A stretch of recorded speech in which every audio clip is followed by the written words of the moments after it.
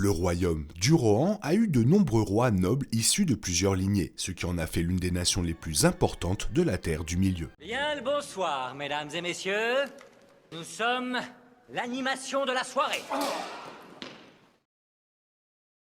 Lorsqu'on regarde les films dans l'ordre, le royaume du Rohan n'est présenté comme une zone importante de la Terre du Milieu qu'au deuxième film. Ce n'est qu'au moment de la fin des deux tours que le Rohan s'est solidifié comme l'une des nations les plus puissantes du pays et un grand allié du Gondor pendant la guerre de l'Anneau. Alors que les prochains films devraient se concentrer sur les personnages de la communauté de l'Anneau, la guerre des Rohirrim était entièrement centrée sur la nation des cavaliers. Se déroulant des centaines d'années avant la chronologie du Seigneur des Anneaux, le film raconte l'histoire de l'un des rois les plus éminents du Rohan, alors que l'histoire du pays est racontée. Avant et après la guerre des Rohirrim, les nombreux rois du Rohan ont conduit le pays à devenir un allié renommé dans le monde des hommes, soulevant la question de savoir qui était chacun de ces dirigeants au cours des 4 âges de la Terre du Milieu.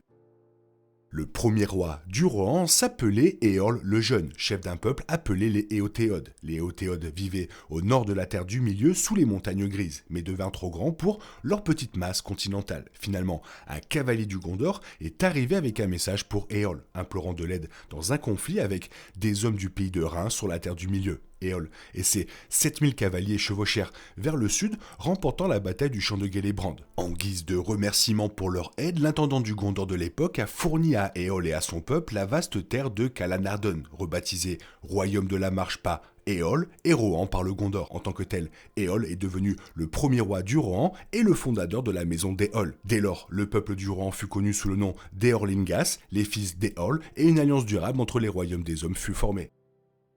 Brégo était le premier fils d'Éorl et succéda au fondateur du Rohan. Le règne de Brégo s'est déroulé sans incident, le jeune roi consolidant simplement le Rohan en tant que nouveau royaume de la Terre du Milieu. Bien qu'il s'agisse d'un règne essentiellement pacifique, il n'a pas manqué de développement significatif pour la jeune nation. Edoras fut nommé capitale du Rohan et c'est Brégo qui supervisa la construction de la salle dorée, qui abriterait les futurs rois pendant des générations. Après la mort de son premier fils, Baldor, Brégo perdit la volonté de vivre et passa la royauté du Rohan à son deuxième fils, Aldor.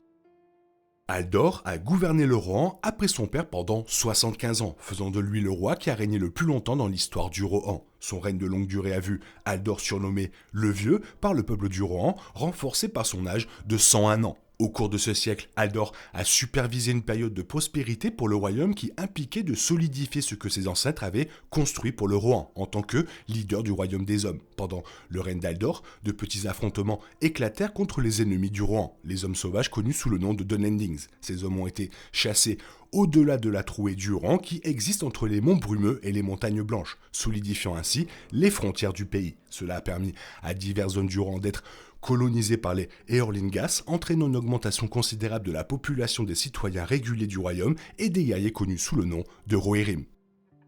Compte tenu de la longue vie d'Aldor, son fils Freya était déjà lui-même vraiment âgé lorsqu'il a pris la couronne du Rohan. Cela signifiait que le règne du seigneur des chevaux de Freya fut l'un des plus courts de l'histoire de la nation, ne durant que 14 ans. Ce règne s'est déroulé sans incident, compte tenu de la paix instaurée par Aldor et Brégo avant lui, permettant aux Rohirrim de devenir l'une des armées les plus puissantes et conduisant au couronnement du fils de Freya, Freawin.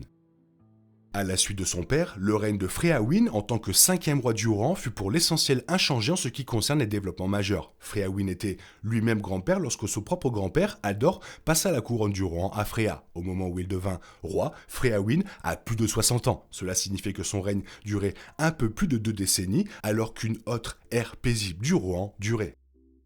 Godwyn était le 6e roi du Rohan et comme ses deux ancêtres immédiats, présidait un Rohan paisible grâce au règne réussi d'Aldor le Vieux. Godwyn avait également la soixantaine avant de devenir roi en raison de la longue vie d'Aldor et de ses descendants, supervisant une autre ère de tranquillité continue du Rohan. Étant donné le nom de Godwyn, on peut supposer que ce fut également une période de richesse pour le Rohan, probablement en raison de l'absence de guerre qui a duré des générations.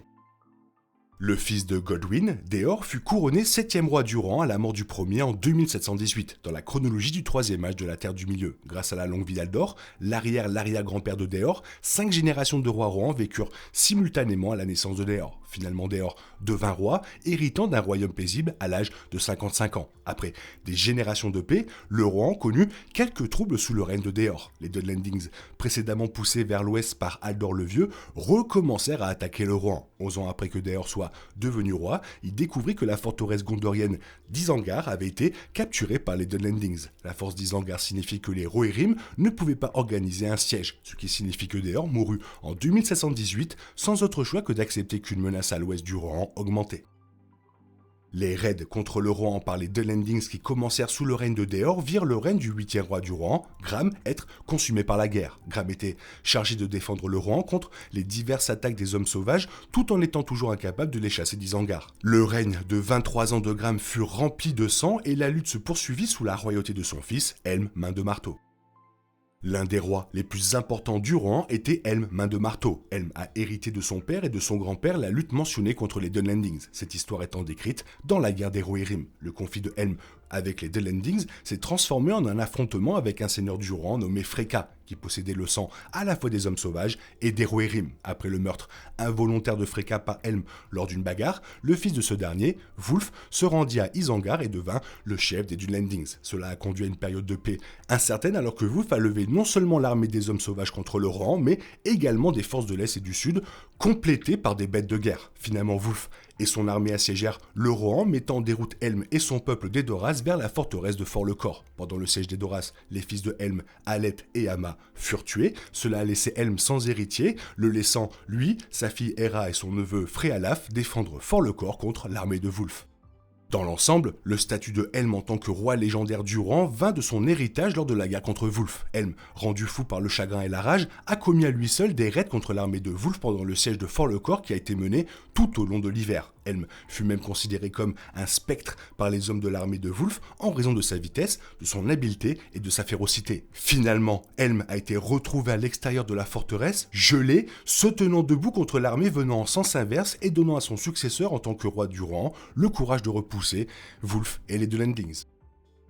Après la mort de Helm, son neveu, Fréalaf, lui succède. La mort des fils de Helm signifie qu'il n'avait pas d'héritier légitime, mais sa sœur Hild avait un fils. Fréalaf était un allié fidèle de Helm et un fidèle guerrier du Rohan, levant le siège de Fort-le-Corps après la mort de son roi. Fréalaf, aux côtés d'une armée de guerriers Rohirrim, attaqua l'armée de Wulf depuis la forteresse de Dunharrow au sommet des montagnes et libéra le Rohan, attirant l'attention d'un membre familier de l'ordre Istari. L'ascension de Fréalaf sur le trône du Rohan a inauguré la deuxième lignée de rois du royaume, considérant qu'elle est issue de Hild plutôt que de Helm. Le reste du règne de Fréalaf fut relativement paisible, mais non moins important, le roi supervisant la reconstruction du Rohan, ceci parallèlement à son alliance avec le Gondor et Saruman le Blanc, devenu seigneur d'Isengard et qui a vu le Rohan entrer dans une nouvelle ère.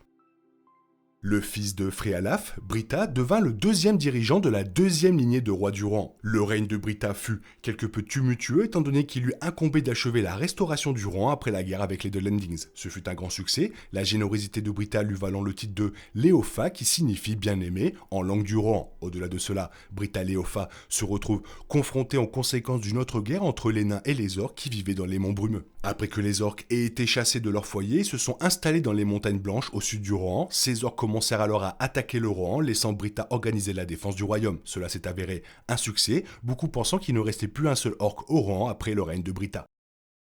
Valda, le fils de Britta, a le règne le plus court de tous les rois du Rohan enregistrés. Valda succède à son père à l'âge de 62 ans et connaît un début de règne relativement paisible. Bien que l'on croyait qu'il ne restait plus d'orques après le règne de Britta, cela s'est avéré faux car certains orques sont restés dans les montagnes près de Dunharrow. Ces orques assassinèrent Valda 9 ans seulement après qu'il soit devenu le troisième roi de la deuxième lignée du Rohan, laissant son fils poursuivre le combat. Le fils de Walda, Folka, était un chasseur passionné du Rohan sous le règne de son père et de son grand-père. Après la mort de Walda, Folka a juré de ne jamais chasser un autre animal jusqu'à ce que tous les orques soient chassés du Rohan, vengeant ainsi son père et l'ancien roi du Rohan. Après 13 ans, Folka chassa le dernier orque du Rohan et jura de chasser un grand sanglier en l'honneur de son serment. Malheureusement, Folka a succombé aux blessures qu'il a subies lors de cette chasse, transmettant le Rohan à son fils. Le début du règne de Folkwind fut relativement paisible, le roi reprenant la marche de l'ouest des Dunlendings et réunifiant essentiellement le royaume. Environ 20 ans plus tard, Folkwind apprit qu'un groupe d'hommes du sud appelé Haradrim cherchait à conquérir le Gondor. Folkwind souhaitait aider le Gondor en tant que chef des Rohirrim, mais il lui a été déconseillé de le faire. Par conséquent, ses fils aînés, sont allés à sa place, aidant le rallier et honorant le serment d'Eol qui est symbolisé par l'allumage des balises et même référencé dans la guerre des Rohirrim. Malheureusement, les deux fils de Focwin ont été tués pendant la guerre. Cela n'a laissé en vie que Fengel, le plus jeune fils de Focwin. Bien qu'il ait permis à la deuxième lignée des rois Rohan de Focwin de continuer, Fengel était largement considéré comme une perspective peu prometteuse en tant que dirigeant du royaume. Néanmoins, Focwin mourut en 2903, Fengel prenant sa place à la tête du Méduseld. La principale source du caractère peu prometteur de Fengel en tant que roi du Rohan venait de sa personnalité. Dans l'ensemble, Fengel a été décrit comme très gourmand et glouton, ce qui a provoqué de nombreux affrontements entre le roi, sa famille et les commandants des Rohirrim. Les défauts de caractère de Fengel étaient si extrêmes que son fils Tengel quitta le Rohan. Le règne de Fengel fut long, malgré son caractère défavorable, et sa mort en 2953 du Troisième Âge força Tengel à retourner à contre-cœur à Edoras. 16e roi du Rohan et le 7e de la deuxième lignée commencée par Frealaf était Tengel. Tengel n'est revenu au rang qu'après la mort de son père et hésitait au départ à succéder à Fengel comme roi. Néanmoins Tengel le fit et retourna à Edoras avec son épouse gondorienne Morwen. Le règne de Tengel fut plutôt paisible, mis à part les raids des Occidentaux. À l'insu de Tengel et révélé seulement pendant la guerre de l'anneau, ces raids ont été menés sous les ordres de l'un des Istari, Saruman. Tengel réussit à repousser ces raids tout en élevant ses 5 enfants. 4 d'entre elles étaient des filles, dont l'une avait ses propres enfants, Éomer et Éowyn. Le deuxième enfant de Tengel, son fils unique, était Théoden. Au cours de sa vie, Tengel a été servi par Aragorn, qui a combattu sous le pseudonyme de Thorongil en tant que ranger du Nedin. Après presque 30 ans en tant que roi, Tengel est décédé et a été enterré aux côtés de ses ancêtres dans les collines autour d'Edoras. Outre Helm, le roi Théoden est peut-être le dirigeant le plus célèbre du Rohan en raison de son rôle dans la guerre de l'anneau. Le règne de Théoden a vu la poursuite des raids d'un Saruman caché dans l'Isengard ainsi que la montée en influence de Grima. Grima, un serviteur de Saruman, s'est fait connaître en tant que conseiller de Théoden. Théoden tomba finalement sous un charme de soumission en raison de la manipulation de Grima et par extension Saruman. Cela a vu le Rohan en proie à des raids d'orques, d'hommes sauvages et d'Uruk-hai pendant le règne de Théoden, comme le décrit la trilogie. Ce n'est que lors de la visite de Gandalf, Aragorn, Legolas et Gimli que l'emprise de Saruman sur Théoden fut brisée et Grima fut exilé d'Edoras. Après cela, Théoden est devenu un commandant à part entière pendant la guerre de l'anneau, de l'organisation de la défense du gouffre de Helm à la levée du siège du Gondor pendant la bataille des champs du Pelennor. Théoden tomba lors de cette dernière, mettant fin à la deuxième lignée des rois du Rohan. La raison pour laquelle Théoden était le dernier de la deuxième lignée des rois du Rohan était la mort de son fils Théodred alors que le premier était sous l'influence de Saruman et de Grima. Théodred a été tué en défendant le Rohan contre les forces de Saruman, laissant Théoden sans héritier. À la mort du roi, son neveu, Éomer, fut couronné roi du Rohan et marqua le début de la troisième lignée de dirigeants du royaume. Éomer a également joué un rôle déterminant dans la guerre de l'anneau en levant le siège du gouffre de Helm, en combattant dans la bataille des champs du Pelennor et en combattant dans la bataille décisive de Morannon. La survie d'Éomer a fait de lui l'héritier légitime du Rohan, son règne devenant un règne de paix et de prospérité généralisée. Le Rohan et le Gondor sont devenus les royaumes réunis dirigés par la relation entre Éomer et Elessar, Aragorn, qui ont duré longtemps après leurs morts respectives. Le règne d'Éomer en tant que roi fut repris par son fils Elfwin. Elfwin a continué à conduire le Rohan vers la prospérité après la guerre de l'anneau, maintenant l'alliance renforcée entre le royaume et le Gondor. Compte tenu du manque d'informations sur ce qui s'est passé après le Seigneur des Anneaux, on sait peu de choses sur le règne d'Elfwin, y compris sa mort. Ce que l'on sait cependant, c'est qu'Elfwin est le 19e roi du Rohan et le deuxième souverain de la troisième lignée, prouvant à quel point le royaume fait partie intégrante du Seigneur des Anneaux. Il y en avait un paquet, ça fait toujours plaisir d'avoir des informations. Toi, qu'est-ce que tu en penses? Fais-moi part de ton avis dans la zone commentaire, sinon il est temps pour toi de reprendre le cours normal de ta vie. On se retrouve bientôt pour une nouvelle vidéo. Bisous, bisous, bye bye. Il est impossible de compter sur les autres de nos jours, on est obligé de tout faire soi-même.